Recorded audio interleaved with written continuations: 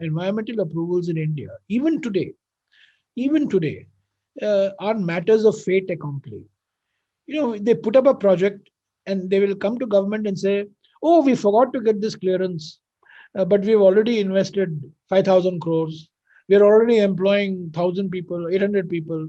You know, so give us the clearance." So this was the mentality over a period of time. This is you know Hindi. This "baad mein dekha jayega" was the approach to environmental approvals. Welcome to Mongabay Sessions. I am your host, Gopi Krishna Warrior, Managing Editor of Mongabay India. In this series, we will be interviewing leading conservation players in India on their experiences and their ideas to make the world a better place. I have with me Mr. Jairam Ramesh, India's former Environment Minister and currently a Member of Parliament. Mr. Ramesh is an engineer and an economist and worked with the then Finance Minister Manmohan Singh. Later, when Dr. Singh became the Prime Minister, Mr. Ramesh was the Environment Minister from 2009 to 2011. He is currently the chair of the Parliamentary Committee on Science, Technology and Environment. A prolific writer, Mr. Ramesh authors a book almost every year, and currently the latest one is called The Light of Asia. He's done two books on environment, one, his memoirs from the Ministry of Environment and Forests called Green Signals, and the other one called Life in Nature, a biography of environmental biography of Prime Minister Indira Gandhi. Welcome to Mongabay Sessions, Mr. Ramesh. Such a pleasure to have you with us. Mr. Ramesh, I don't know whether you would remember nearly 30 years ago in 1993 when the Hindu Business Line newspaper was starting. You had a session for the journalists, young journalists who had been recruited for the newspaper, which included me at that point of time. I was a young reporter with Hindu Business Line. And you were talking to us about economic reforms. You were gung ho about economic reforms and upbeat about economic reforms, and you hardly talked about environment at that time. So, what happened? Was it a change of heart, or as an economist, you saw the economic value of conserving environment? No, no, absolutely. I mean, it was a complete accident. It was a, hand of destiny. In 2009, when I was made environment minister. In 2006, I became an MP in 2004. In early 2006, I became the Minister of State for Commerce. Then I was given additional responsibility for power in 2008. So that was my career trajectory, economics, infrastructure. And when the Congress party came back to power in 2009, I expected one of the economic ministries, which is what I had been working on and, for 30 years, 25 years. So it was completely out of the blue that the Prime Minister and the chairperson of the UPA, Mrs. Gandhi, Sonia Gandhi, offered me, the ministership of environment and forests. And initially, I was taken aback. Initially, I was a bit reluctant. I told the Prime Minister, "Sir, this is not my cup of tea. I mean, I'm not an environmentalist, and I'm not known to be an environmentalist. And all my, since the mid 80s, I've been working on economic issues. I worked on international trade, I worked on industry, I worked on energy, mostly." The Prime Minister laughed and he said, "No, no, no, you must go because climate change negotiations are going to be very crucial for India. And you have a background in the economy, you have a background in energy, and I'm sure that you'll, establish yourself in the environment ministry." So the first 1 or 2 days, I was a bit, you know, uh, I've written about it, in my book Green Signals. That initially, couple of days, I was a little like a fish out of water. I had environmentalist friends. I was I was part of the network. I mean, I knew a lot of people. I was closely associated, for example, with the Center for Science and Environment and various other organizations. But to be Minister of Environment and Forests was a completely different proposition. So the first few days, I was feeling my way around, but very soon I settled down, and I've held other portfolios after that. But even today, in 2021, when I go to different parts of India, uh, I am introduced. Some people mistake me still as the continuing Minister for Environment, and I'm always introduced as former Minister of Environment. Although I've done other things in my life, rural development, drinking water, the other economic ministries. And even abroad, I mean, whenever I go, people just refer to me as, India's former Minister for Environment. So it's something that this is a post 2009 phenomenon. This avatar. I look upon it as an avatar. I did not have this eco avatara in before 2009. This avatar came only after 2009. And long after I left the environment ministry, people would continue, to write to me, call me to speak. And of course, 2 years ago, I became chairman of the Standing Committee on Environment and Forests and Climate Change. And even in Parliament, people, whenever the issue of environment or climate comes up, even if I have not given my name, the chairman asks me to speak. So it's sort of I've got branded, so to speak. Yeah, actually, you were the environment minister only for 25 months, actually, which is a uh, rather small period. I mean, there have been ministers who have had far longer stints, but you managed to attract attention to yourself and also to the ministry while you were there. Do 26, you 26 to be precise, because every month counted in that ministry. So it was 26 months actually. I stand corrected. Did you? And it was actually, I mean, a very interesting period at that time, 2009 to 2011. That's the time when India was going through some kind of a sense of economic renaissance. I mean, there was globally there was a recession, but we sort of came out of it uh, in good shape. And also, that's the time when the big climate change meeting was happening in Copenhagen, which the world had so much of faith in Copenhagen. So, do you feel that you were the, I mean, maybe reluctant, but you were the right person at the right time during the ministry? Well, there were two dimensions to this job. One was the international dimension, which was the repositioning of India in global climate change negotiations. And the other one was the domestic dimension, which was the enforcement of laws, and to make sure that the laws and the regulations that we have for the protection of the environment are enforced. Um, when I met the Prime Minister before I, took over formally, when I called on him, and this was on the 31st of May, 2009, he actually, said the first thing he told me was, as I mentioned to you, that India needs to be a much more constructive and much more proactive player in global climate change negotiations. Number one. And number two, he said, look, we need to pay far greater attention to the environment, in industry, in transport, and various other sectors. I mean, that's all he told me. So I saw these as, two interlinked priorities.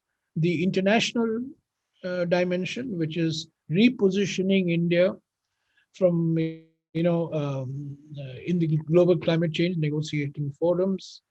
And the second, of course, was the domestic dimension, which is to enforce the laws. Now, I became controversial in both. I mean, but I believe that they were closely interrelated. You cannot claim leadership in international forums if your domestic record is does not speak for itself. I mean, for example, one of the criticisms I have of the current government is that they speak in international forums the language of environmental responsibility, but domestically, the actions are not giving the signal of environmental responsibility in any way. So I think I saw that as my role, and of course, I was, I didn't come as a complete stranger to environment. I mean, I was aware of the environmental issues. I had been associated with people in the environmental field, as I mentioned, Center for Science and Environment, Ashok Khosla, I knew very well. Dr. Pachauri was somebody whom I had worked with for almost 15 years in the energy field.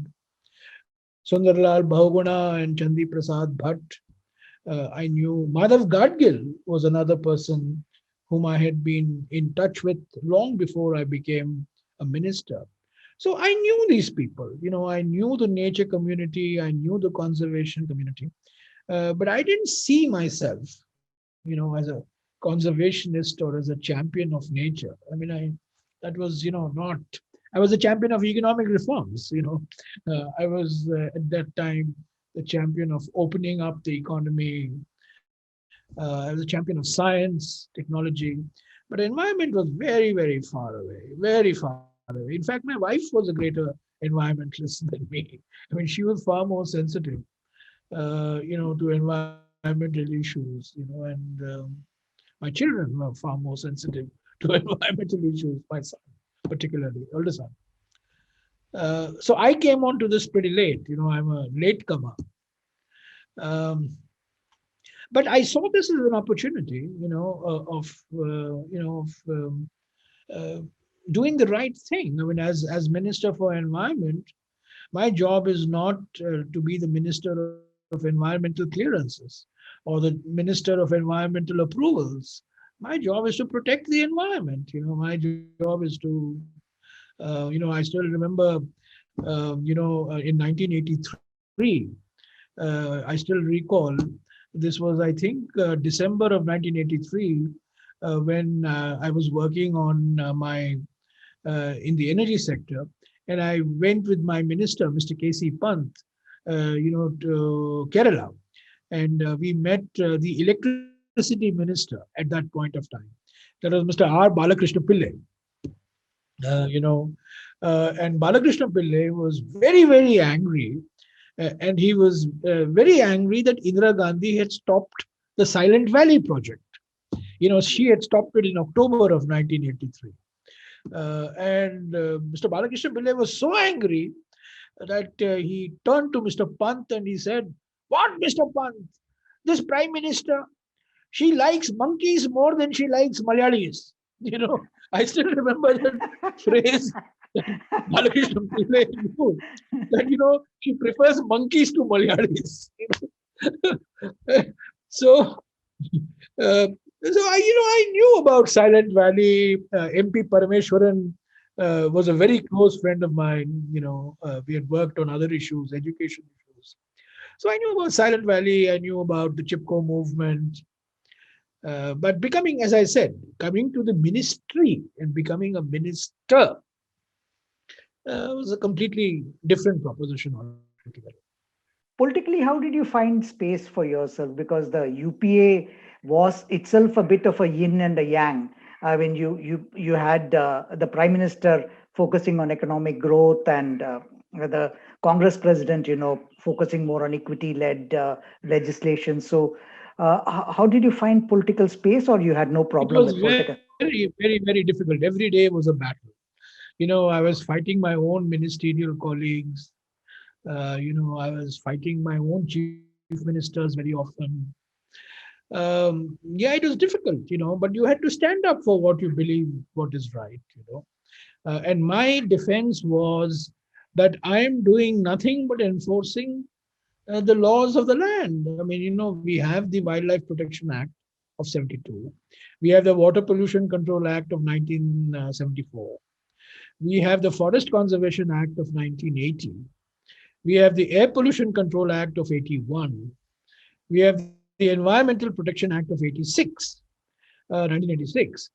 And then finally, we had the Forest Rights Act of 2006. So my stand was, look, please tell me where I am going beyond these six laws. Whatever is in the law books, I am enforcing. That's all. That's all I'm doing. I'm not inventing a new law. I am not adding to any new law. I'm not amending any law. Here are the laws passed by Parliament. And I am going by the book. Now, many people were upset with this. Many people, because you see, in India, environmental approvals in India, even today, are matters of fait accompli. They put up a project and they will come to government and say, oh, we forgot to get this clearance, but we've already invested 5,000 crores. We're already employing 1,000 people, 800 people, you know. So give us the clearance. So this was the mentality over a period of time. This is, you know Hindi? This baad mein dekha jayega was the approach to environmental approvals. And remember, there are two approvals. There is an environmental approval under the Environment Protection Act, and there is a forest approval under the Forest Conservation Act. It's not one consolidated approval. You need to get both. So people would get environmental approval and start the project without the forest approval. And then they would say, we have set up a plant. There's a very famous case, the Ruyas, a joint venture between the Ruyas and Kumaramangalam Birla, the Mahan project. They set up a project, they put up a power plant, but they didn't have a coal linkage. They had not got the clearance. Now, how can you do this? So I put a stop to it. There was a famous Lavasa project, which built a whole hill city, never got any clearances. There was the Vedanta project, which got a clearance for 1 million ton and put up 6 million tons. Now, obviously, pollution load from a 6 million ton alumina refinery is going to be significantly different from a 1 million ton alumina refinery. So the attitude of industry was, "Baad mein dekha jayega. We'll handle it when it comes." So it was fait accompli. So I said, no fait accompli. You know, whoever is done, whatever has happened, public sector, private sector, Congress government, BJP government, makes no difference. A law will be enforced, penalties will be imposed, and if a project doesn't have forest clearance, it will not start. Simple as that. Now, big business was upset. Corporate India was upset. I remember the new international airport in Navi Mumbai. It involved loss of hundreds of acres of mangrove forests. It involved blasting a hill. It involved diversion of a river. And I said, no environmental clearance unless these issues are addressed. And the project ultimately got redesigned. But Mr. Sharad Pawar was very upset with me. He was agriculture minister. Mr. Praful Patel was the civil aviation minister. They're very close friends of mine. They're colleagues of mine. I respect them. I work with them. I like them. But what to do? I was given a job. I have to do it. No, my job was not to clear it. My job was to ensure that the international airport subscribed to all the environmental rules and regulations. So, it was a daily fight. A daily fight. I mean, I left home every day at 8:15. I was in my office at 8:20. It's a 5-minute drive from my house. Every day, 8:15, I would leave. 8:20, maximum 8:25, I would leave. I would reach my office. I would leave the office sharp at 8 p.m. So it was a 12-hour day. And I can tell you, in that 12-hour day, it was 12-hour a day, 6 days a week. Sunday was the only day I never went to work, but I worked out of the house. But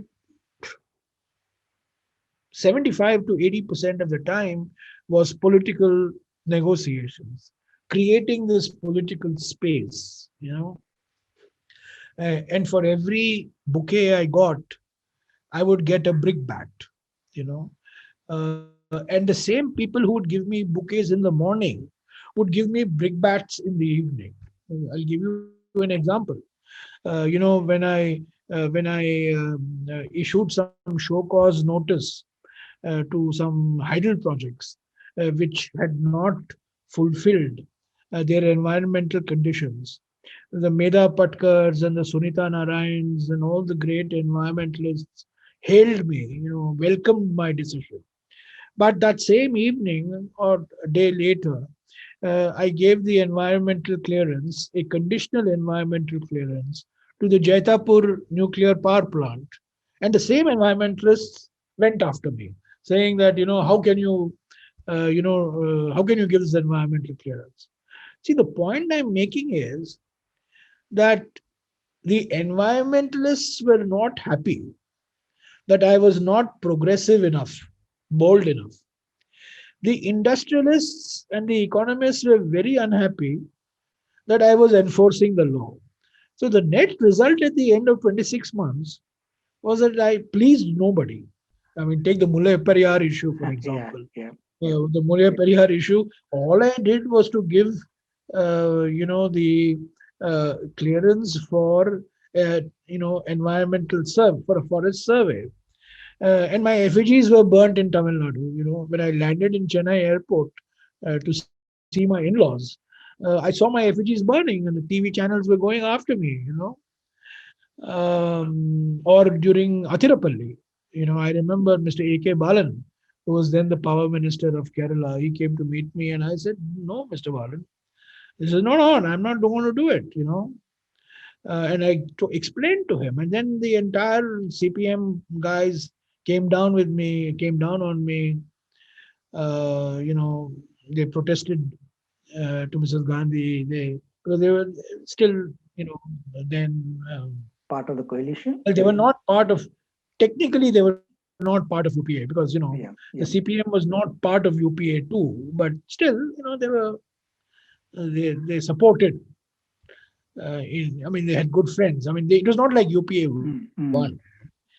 But so the point is that in this job, a minister of environment who ends up having friends has not done his job, because it is in the nature of the minister of environment to create, to create enemies for himself. Yeah, And in my book, I have described this as this is the phrase that Henry Kissinger once used in the context of Balkans. When there was international efforts to bring peace into erstwhile Yugoslavia, Henry Kissinger said that the solution can only achieve balanced dissatisfaction. It cannot achieve balanced satisfaction. So, environment minister will be successful if you achieve balanced dissatisfaction. But I decided that the only way to meet this situation was to be completely transparent. yes, and Completely transparent. and that's what people sort of recognize you I for mean, the kind of. I said that's the only weapon I have. It's the only weapon I have. I don't have a great political base. I'm not a mass leader. You know, I'm not a Lok Sabha MP. I'm a Rajya Sabha MP. Uh, so, you know, the only instrument I have is transparency. So I had glass doors. All my file notings were made public. All my decision speaking orders were made public. Any meetings I had, it was open. I never held anything back. And I really believe that the instrument that I had was transparency, to open it up. And, there were people who criticized me. Fine, there were decisions that were taken. The National Green Tribunal, for example, long after I left, was critical of my decision to give clearance to some coal mines in Chhattisgarh. But they based their criticism on a speaking order that I had issued. which put into the public domain all the file notings. And I told my officers, look, you don't second guess me. You don't second guess me. Please put down what you believe. So there are many places in the files where I agreed with the officials. There are many places where I disagreed. And where I disagreed, I was open. And I said, look, this is why I have disagreed. And I think that's the speaking orders. And there were, over 20 speaking orders, a large number of speaking orders. All the files were in the public domain. Nothing was held back. So, ultimately, I think if I survived those 26 months, it was because of transparency, nothing else. Yeah, and I think people on both sides, and people who criticized you, and people who praised you and criticized and praised at the same time. I mean, they all sort of appreciate you for the fact that uh, you brought discussions on these issues. These decisions were not taken, uh, you know, abruptly or pushed down people's throats. So that's. But I wanted to ask you about one very specific speaking order on GM Brinjal. The GM discussion, GM controversy had started in mid 1990s, and it had sort of been there, and then it came to you. You it came through the court order, but then you at one level you had a moratorium, and at the other level you said research should go on. I mean, which itself was a bit difficult because because of the moratorium, research was unlikely to go on. But more than that, weren't you trying to push the ball? Past the buck, or because the decision had come to you. I mean, you were the last person to have taken the decision, but it didn't. The decision it still is not there. My Yes or decision, no? my decision was made public, if I remember, on the 10th of February, 2010. 11 years have passed by, but that decision has not been reversed. 11 years have gone. Successive governments have come. There have been many environment ministers, but nobody has revoked that decision. Now, what was my decision? My decision was that there should be a temporary moratorium. I didn't use the word temporary, I used the word moratorium because a moratorium, by its very nature, is a temporary, it's not a ban. And my view was that, you see, Mr. Warrior, I was a great supporter of BT Cotton. I wrote publicly in favor of BT Cotton. I was publicly supported BT Cotton long before I became environment minister. But when the BT brinjal issue came up, remember, it was a food crop. It was the first time we were called upon to decide on the food crop. So that was something that was at the back of my mind.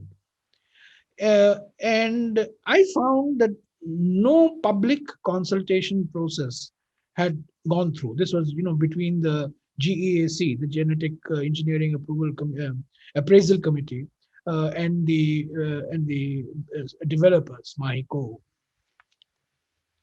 So hardly any, public debate and hardly any public consultation. So I consulted a large number of scientists. I went to Chennai. I spent 4 hours with Dr. Swaminathan, the Bhishma Pitamaha of Indian agricultural research. And I learned a lot from him. I wrote to 50 scientists across the world, including in India. I got responses from them. I found that state governments had not been consulted, and I wrote to all the state governments for their views. And finally, my decision was, I didn't kick the ball. I'm sorry, I slightly disagree with you. I didn't kick the ball. I just realized that the Europeans have a prohibitory approach on GM food crops. The Americans have a permissive approach. And India, the land of Buddha, should always adopt the middle path. So neither permissive nor prohibitory, but precautionary. So my approach was precautionary. what did I say? I said, let's have a moratorium. And the moratorium would get lifted subject to three conditions. One, there is a consensus in the scientific community on what type of test protocol for safety, for efficacy, for health effects, and so on. Number one, toxicity and so on. Number two, state governments are brought on board. And number three, we set up an independent regulatory, professional regulatory body, and not this internal GEAC type of mechanism. Scientists talking to amongst themselves. Now, and I expected that those three conditions would get fulfilled in a 5-year time span, but 11 years have passed by. Incidentally, I must tell you, the greatest supporters of my moratorium on BT Brinjal has been the RSS and the Swadeshi Jagran Manch. They, they are the ones who were delighted, and they continue to be delighted by the fact that there was this moratorium.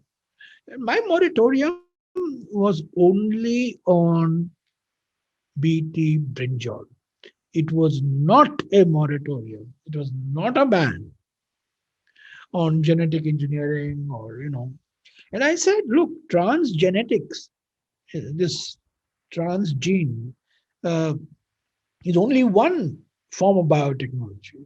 Now, of course, as you know, uh, this transgene is becoming a thing of the past. You have things like CRISPR and you have genetic editing and so on. A completely different game altogether. Genetic markers. So, in fact, I met, I have not mentioned it, in my speaking order because it was not right. But the Secretary, Department of Biotechnology at that time was a great scientist called Dr. M.K. Bhan. Maharaj Bhan unfortunately passed away a few months ago. And I asked Dr. Bhan, come and meet me and please educate me. And he spoke to me for almost 2 hours. At the end of it, he said, sir, what you have done is the right thing. I can't say it publicly, but you've done the right thing. I said, please, I will not utter a word on what you have told me because you're Secretary of Biotechnology. I want to respect your position. But this is what he told me. Dr. Swaminathan. In fact, Dr. Swaminathan's letter is reproduced in my speaking order. The reasons why we should be careful. And one of the reasons that he gives is, India is a center for genetic biodiversity, and you don't get into GM for crops in which you are the center for biodiversity. Another initiative that you were recognized for was the Campa order, the Campa transfer of states, Campa money fund to the states. Right now we have 530 crores, 530 billion rupees in that in the fund, but there are always complaints about inadequate utilization or problems with FRA when things are. Why do you think it's happened? I mean, is it the design or is it the way it's implemented? First of all, Mr. Warrior, I was against this whole idea of compensatory afforestation, and I said so to the Supreme Court. The idea that a monoculture plantation can give you the same ecological value as a multi-species natural forest is a bogus idea. We satisfy our conscience for the loss of forest cover, natural forest cover, by saying we'll have compensatory afforestation. I have never believed in this compensatory afforestation. I said so to the Supreme Court, but I was a voice in the wilderness. So as long as there was this whole idea of compensatory afforestation, net present value, and some forest areas had to be diverted for essential infrastructure. I suppose, this idea of compensatory afforestation, and that's how this CAMPA, this whole compensatory afforestation management issue came up, and money got accumulated in the accounts.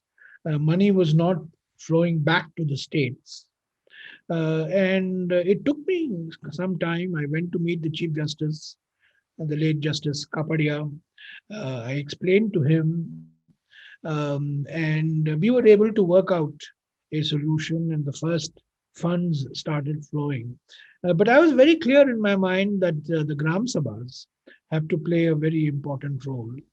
That it's not a free ride, it's not a free for all for the foresters. Unfortunately, in the way Parliament passed the Campa law in 2016 and the rules that got formulated thereafter left a lot to be desired. And many camper projects are being implemented to the detriment of local communities, where the local communities are not involved.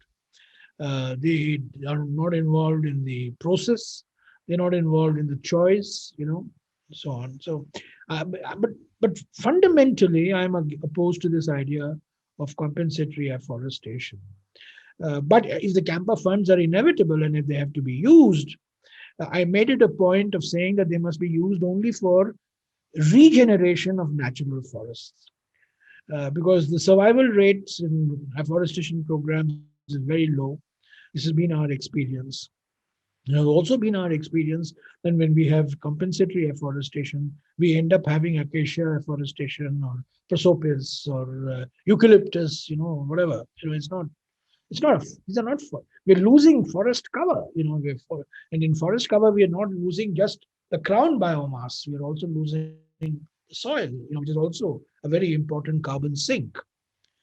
So ecologically, the two can never be equated. Unfortunately, we have equated the two, and I think we are paying a price for it. You know. Sooner we get out of the idea of compensatory afforestation, the better off we are, frankly.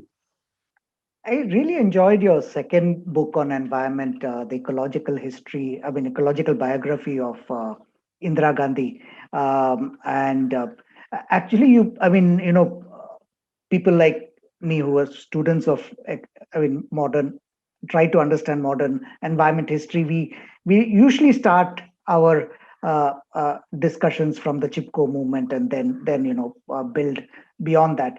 But you moved the front date to mid 60s with that book. What sort of what motivated you to write that book? Well, before the Chipko movement, the movement for protecting the Taj was very important. And that led, incidentally, to the air pollution control laws of 81. And before the Taj, there was the pollution in the river Ganga, chemical pollution in the river Ganga, just about the time that Indira Gandhi became prime minister. It became a big issue in 67 and 68, particularly in Bihar. Well, I was long fascinated with Indira Gandhi. There are two images of Indira Gandhi in India. One is the Durga image.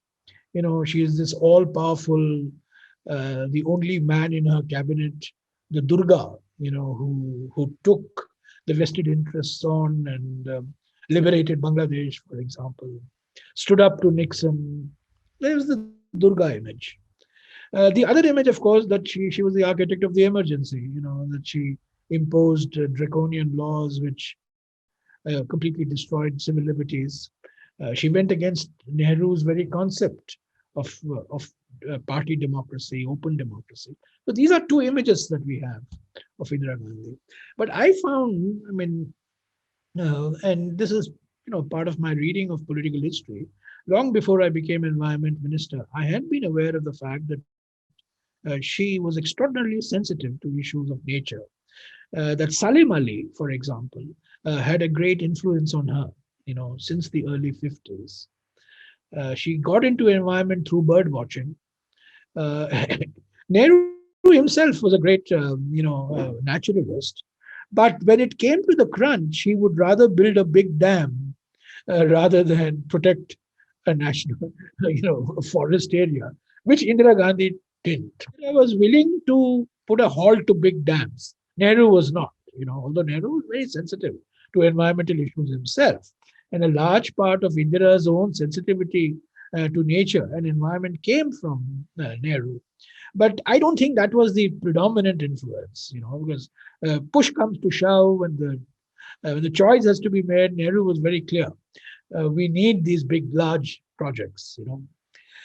So Indira, because of the Salim Ali influence, because of the influence, her spending a year at Shantiniketan, very important influence on her life and her thinking, Rabindranath Tagore, and her friendship circle. Her uncle, her mother's brother, he was a botanist, one of India's leading botanists, a great. He was a herpetologist. Yeah, uh, K.N. Kaur, Kailashnath Kaur. He was a herpetologist, and who kept pythons in his house as pets. And this is how Indira grew up.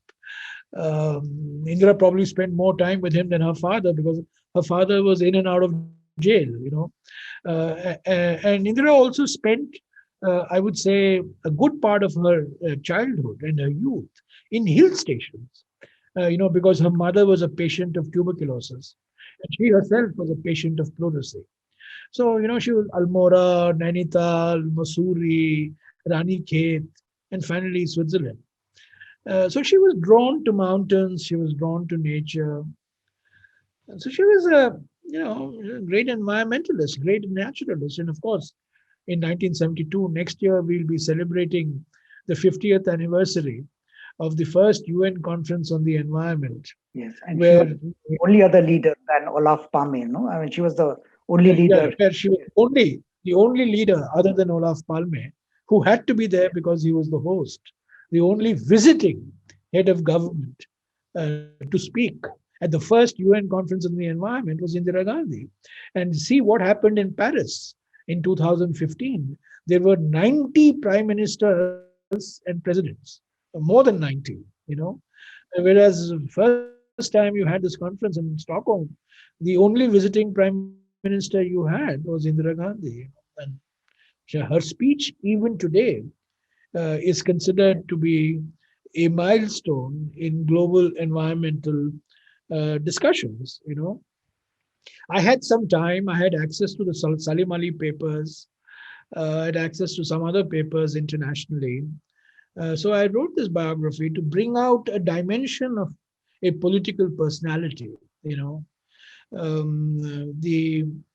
The preparations are going on for the war with Pakistan in 1971, and she's having meetings with Salim Ali, Billy Arjun Singh, Zafar Futeh Ali, and others on a Wildlife Protection Act. She was having meetings on how to protect India's wildlife when at the same time preparations were going on for the war with Pakistan, which happened in December of 71. And of course, all the big national conservation programs, the Project Lion, Project Tiger, Project Crocodile, the Project Ghadial. These were all conservation programs that had been started during her time. So, olive ridley turtles, the movement to protect the olive ridley turtles of the coast of Orissa, for example. India doesn't. There is no population of whales around India, but India became a member of the International Whaling Commission. You know, so Mrs. Gandhi was very concerned about, the whole issue of whales.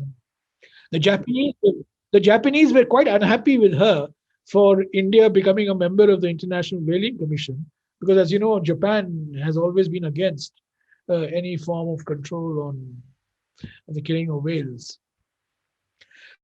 So she was a remarkable personality. She made it a political issue. As I mentioned, the Wildlife Protection Act, the Water Pollution Control Act, the Forest Conservation Act, and the Air Pollution Control Act. The four acts, the Central Pollution Control Board, and of course the Ministry of Environment.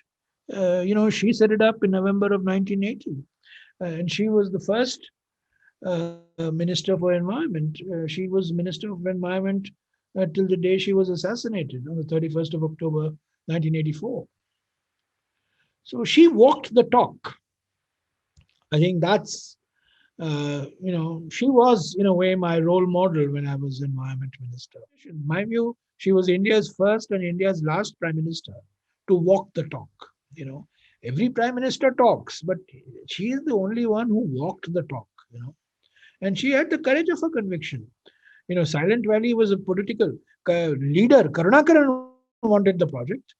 The CPM, Mr. Nayanar, wanted the project. The local MP who belonged to the Congress party, V.S. Vijayaraghavan, was a supporter of the project. But Mrs. Gandhi said no.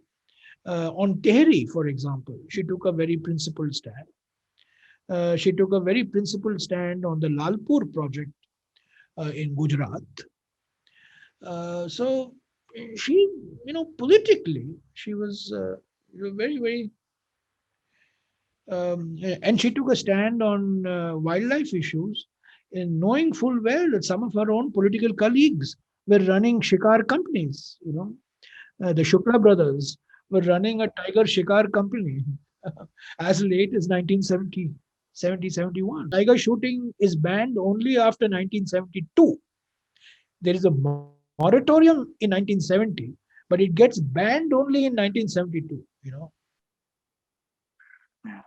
I'll end with one with the last question on your position as the chair of the parliamentary committee. We are under pressure. India is under pressure on net zero and energy transition, fossil fuel to renewable energy. What is the practical position on that? I mean, political positions are one, rhetorical positions are another. But what do you think is the practical position on and net zero and? Well, net zero is a really, in fact, in my view, is a misleading slogan. What does net zero mean? That you're putting in as much as you're taking out, and we do not have the technologies for taking out today physically. And India cannot phase out fossil fuels in the immediate future. India can phase down fossil fuels, but it cannot phase out. With today's energy storage technologies, we still need base load electricity generating capacity, and that will come either from coal or from nuclear. And both have their limitations. So, it's very easy to say that India will do this in the year 2050. You won't be there, I won't be there. Prime minister will not be there. Nobody will be there. But we can say in 2050 we'll do this. All these G7 ministers, presidents and prime ministers, none of them will be there in 2050, but they're making commitments for 2050. So, we can feel good. We have also made a commitment. The Chinese have made a commitment for 2060. Xi Jinping is not going to be around in 2060. So we can also make a commitment. But I think, it's more responsible to say, what are we going to do by 2025? What are we going to do by 2030? I mean, 10 to 15-year roadmap is what we should be aiming at. And in my view, phase out of fossil fuels is simply infeasible. And in my view, undesirable also in the Indian context. It has to be a phase down. And it has to be an accelerated phase down, you know. And we will still need coal.